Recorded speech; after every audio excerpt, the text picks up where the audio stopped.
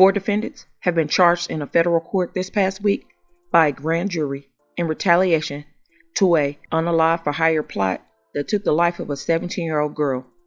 It has been 9 long months since the crime took place, but behind the scene, the detectives and federal agents have been working hard, piecing the puzzle together. What they would uncover in this investigation will leave a city angry.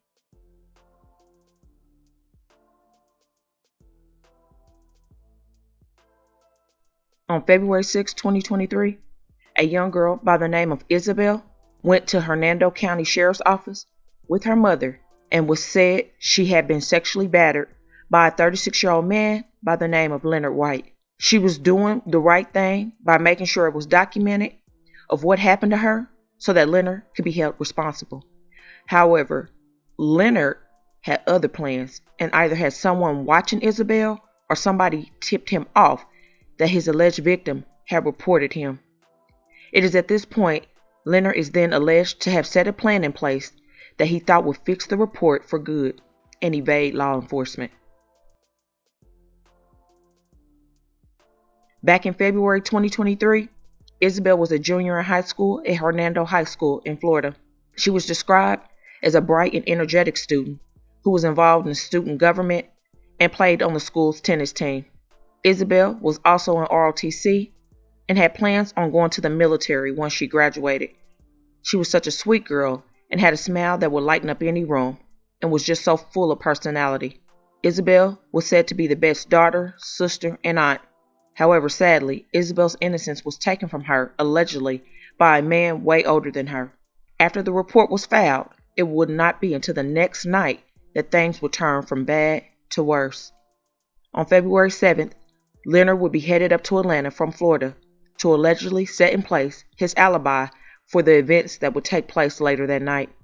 See, according to detectives, Leonard had paid $10,000 to a man named Sheldon Robinson to allegedly take the life of Isabel.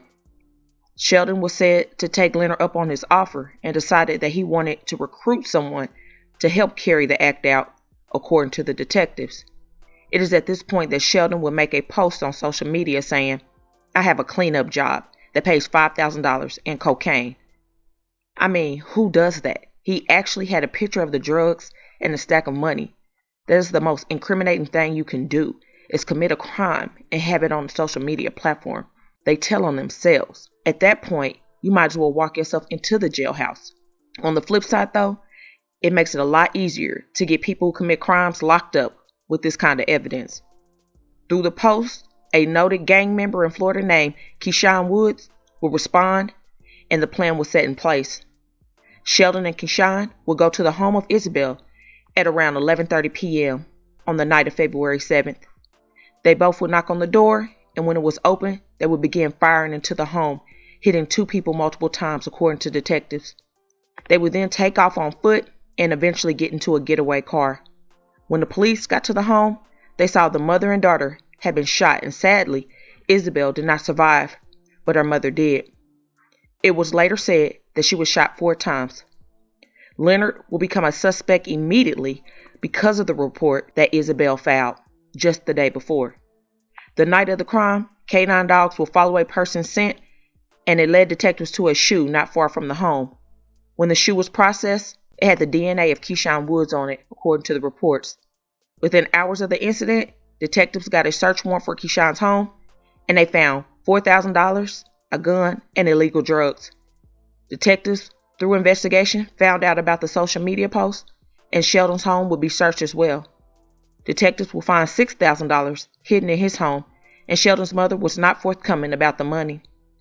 Through another search warrant, ammo also was found at Sheldon's home, and that was the same caliber and manufacturer of the gun used to take Isabel's life. When the getaway car was discovered, the other shoe was inside, and it matched the one linked to Keyshawn. Sheldon was detained on February 9th, 2023, of trafficking of cocaine and a felony in possession of ammunition, the detectives will say. Throughout the whole investigation, a total of 70 warrants were issued. Law enforcement would end up finding the weapon used buried in Sheldon's backyard, and because of the sensitivity of the case, detectives immediately drove the gun the same day to Atlanta to get it tested and it linked it to the crime. Sheldon will now get possession of a weapon by a convicted felon from the state as well. Leonard White, the mastermind, would be locked up on February 15th on sexual battery charges from the report Isabel filed on that February 6th date. Even though Leonard and Sheldon have been behind bars since February, it was not for the unaliving of Isabel, just what they could be held on legally. It was not until the end of October, beginning of November 2023, that everyone involved were indicted for the hit. Keyshawn would get picked up on some charges in February too: felony in possession of a firearm, felon in possession of marijuana with the intent to sell, and possession of a new drug and possession of paraphernalia, but was able to get out and just recently got picked back up for the hit as well.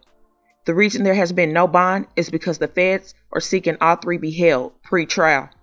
So all the charges for the state are new charges that stem from the death investigation, and the actual hit is being handled by the feds.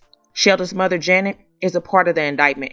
Total, there are 13 counts. The three men are being charged through the feds of 1 count each of conspiracy to commit murder-to-hire, 1 count of murder-for-hire, and 2 counts of using a firearm during the crime of violence. Leonard and Sheldon, with 1 count each, get inspiring to possess, the intent to distribute controlled substances, tampering with a witness, and obstruction of justice. Sheldon was also charged with being a felon in possession of a firearm. Janet Williams was charged with 3 counts of making a false statement to a special agent. Janet, however, was released on the conditions of house arrest and is facing a maximum penalty of 5 years in federal prison if convicted. The case is currently pending in federal court in Temple, Florida, and if all 3 men are found guilty, they could possibly face life in prison or even the death penalty. So many questions. Do you feel like in this situation that these men should get the death penalty? Putting out a hit on a 17-year-old girl for $10,000? Just sad. Please tell me your thoughts on this. I know that her family is glad that the alleged people involved will finally have their day in court. It's just another sad case of a life taken way too soon. May her family continue to heal and get the justice they deserve. Comment your thoughts and prayers for this family in this much difficult time still. And don't forget to hit that like button and share to make your people aware. And as always, remember, stay woke. Things change quickly.